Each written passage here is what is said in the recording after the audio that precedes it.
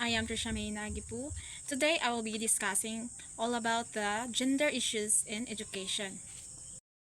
Issues in education. Currently, gender parity is present in the Philippines, with girls outperforming boys in terms of test scores and degree completion. However, equal access does not mean that discrimination has been eliminated from education. Meaning sa gender parity, it means that it is um, equal for participations and also the opportunity of all individuals, even though there are different aspects of gender of our life. First is the early pregnancy. Even though kanang sayo mabuntis, we can access also to para maka-eskwela. Then second is sexual harassment. Third is lack of accessible facilities. Of course, we can go to school even though kanang kay daghan na mga libre nga eskwelahan ron. So maka kuan gihapon, maka nagyapon equal. Then we can access quality education, of course. Quintanar in her 2013 text, Gender Concerns on Campus, an information kit for college administrators and educators, highlights the gender gaps in her education. Quintana believes it is necessary to analyze the quality of education given to women. Quintanar's information kit helps identify insufficiency in policies and issues to be considered by institution of higher education, or IHES. It shows that previous identified issues in literature have yet to be addressed. Should include the following issues. First is the gender balance in the curriculum.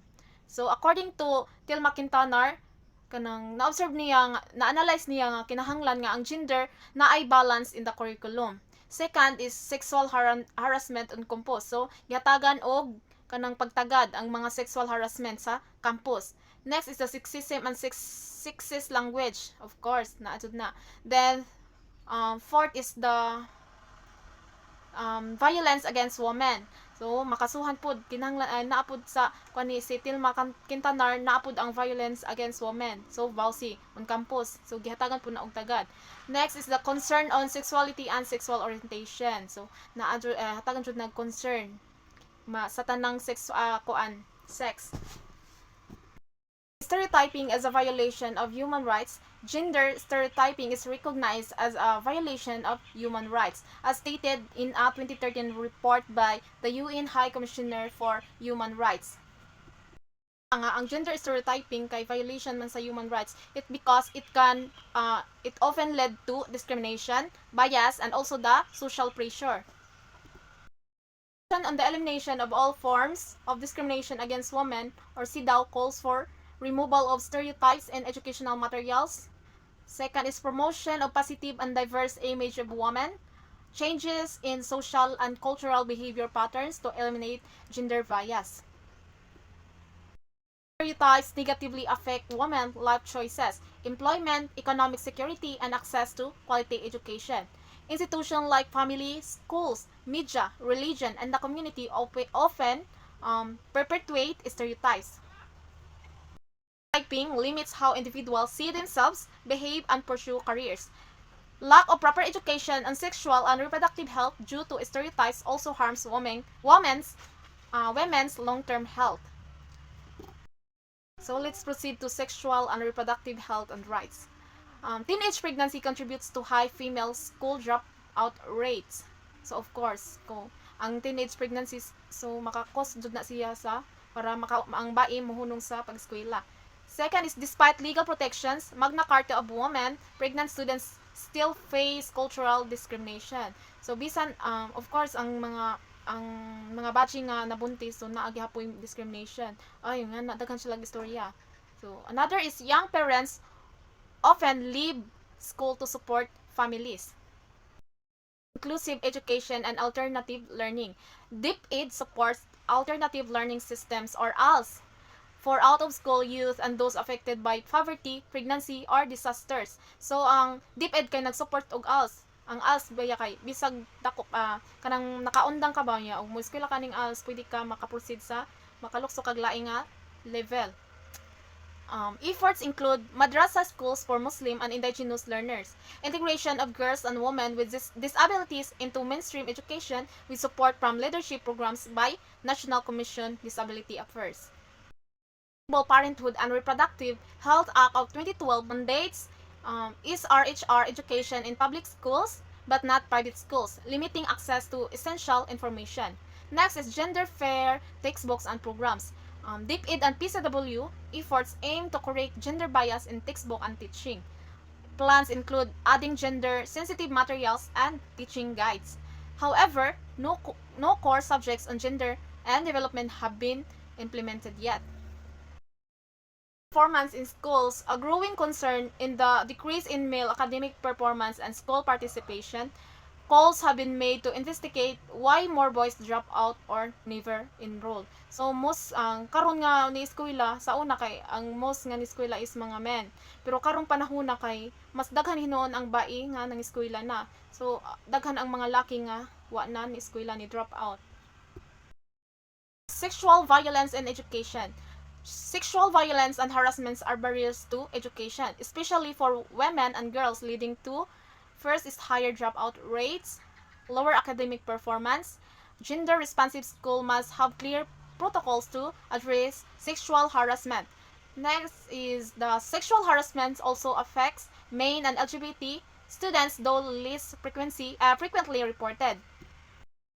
Harassment in school reveals the lack of gender-responsive systems, with no clear reporting structure, vague legal terms, and limited protection from peer or subordinate superior harassment. Strengthening schools mechanisms like CODI is needed. Harassment, gender bias in education. The Philippine Anti-Sexual Harassment Law of 1995 defines harassment as a demand for sexual favors by someone in authority. In school, this includes teachers or trainers exploiting their powers over students. Harassment may involve offering grades, scholarships, or benefits in exchange for sexual acts or creating a hostile environment. Students are especially vulnerable due to power dynamics, cultural taboos, and fear of stigma. The curriculum is gender biased, highlighting men's achievements while ignoring women's contributions. This one-sided education reinforces male dominance and overlooks female perspectives. A truly gender-fair education should include women's voices, of course, experiences, and accomplishments across all subjects. Let's proceed to campus culture and gender. Women's studies must be formally recognized in education to highlight women's roles in history and society. Knowledge should not be divided by gender, and the curriculum must reflect both male and female perspectives. Microaggression in education. Microaggressions are subtle forms of discrimination, often unintentional, targeting marginalized groups like women and LGBTQ+ individuals. This can cause lasting psychological harm and reinforce stereotypes in schools, such as girls being quiet and passive while boys are active and assertive. Examples of microaggressions against women include sexual objectification. Next is gender role assumptions. Third is the sexist language. Fourth is the denial or invisible of sexism. LGBTQ individuals' microaggressions include use of transphobic or heterosexist terms, assuming all LGBTQ plus people have the same experiences, over sexualization and denial of discrimination, bullying, and socialization. Social norms and school environments influence now women behave and relate to others. Bullying and corporal punishment remain significant issues, especially in the Philippines public school, reflecting broader gender biases and social. Bullying and campus culture, gender and fighting in schools. While women are often seen as docile, they also express anger and engage in fights. The way girls fight, typically through emotional rather than physical means, begins in school settings and shapes future relationships. Bullying, Republic Act 10-6-27 defined as any act that causes fear or disrupts a student's education, including physical, verbal, and cyber forms. Though generally seen as a gender neutral, studies show girls often use emotional abuse known as relational aggression. Example is the exclusion, threats, and manipulation. Second is the relational aggression. This subtle form of bullying causes long-term psychological harm and is often overlooked. It involves damaging relationships and it is more common among girls who were once close friends. Aggressions and femininity policing.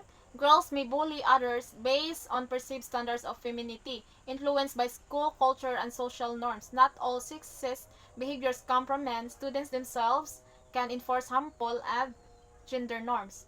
Campus culture, a school's culture is shaped by its shared values and students' interactions. It may include multiple subcultures, example religious or LGBTQ plus groups, and heavily influence gender dynamics. Policies alone aren't enough. Students' beliefs and behavior must also be addressed. May attempt to be gender fair and gender responsive. However, it must balance the values of the students and surrounding communities. If the school is located in a community that is more traditional in its views of gender, rules and existences and customs, the school can do so little to challenge the systemic sexism in its education. Seminars for parents to change this pattern such that students' growth is not hindered and the values of the community can change for the better. Culture also contribute to campus culture as it plays an important role in gender socialization. From acceptable behavior and interaction between the same sex and opposite sex, girls and boys both police each other as to what they deem to be acceptable gender behavior, from loud culture for the boys to narrational aggression for the girls. That's all. Thank you.